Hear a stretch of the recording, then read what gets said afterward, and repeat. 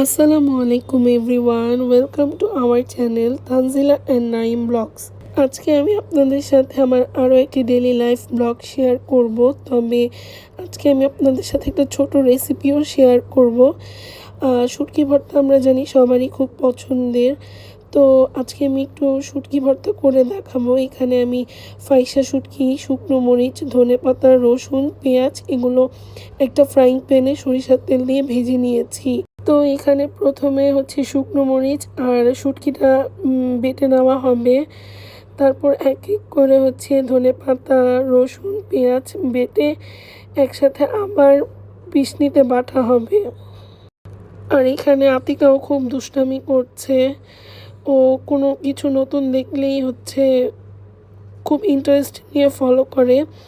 আর এই তো এখানে বাটা শুরু হয়ে গেল। আমার যেহেতু হাতে ব্যথা ছিল তাই আমি মোনালিসাকে বললাম যে আজকে ভর্তার দায়িত্ব তোমার। আর ও খুব সুন্দর করে আমাদেরকে ভর্তা রেডি করে দিয়েছে।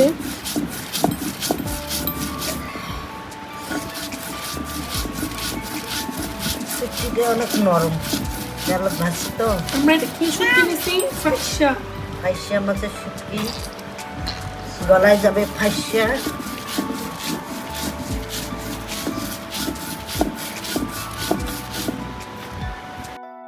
আর এই তো এখন হচ্ছে ধনেপাতা, রসুন, পেঁয়াজ সব একসাথে করে আবার বাটা হবে।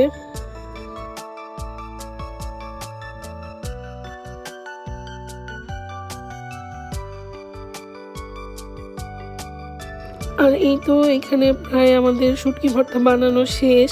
মাঝখানে আমরা লবণ অ্যাড করে নিয়েছিলাম। আর এখন আমরা হচ্ছে গিয়ে পাটায় হচ্ছে ভাত দিয়ে দিলাম। আর আমার এইটা খুবই মজা লাগে যে ভর্তা বানানোর পরে পাটায় যখন ভাত দিয়ে ভর্তা মাখা, পাটা পোছা ভর্তা ভাত মাখা খুবই মজা লাগে। এটা আমার খুবই পছন্দের একটা খাবার।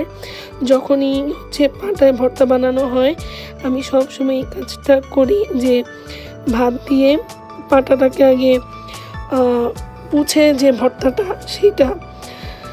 আর এই তো এখানে আমাদের হচ্ছে গিয়ে পাটা পোছা ভর্তা রেডি।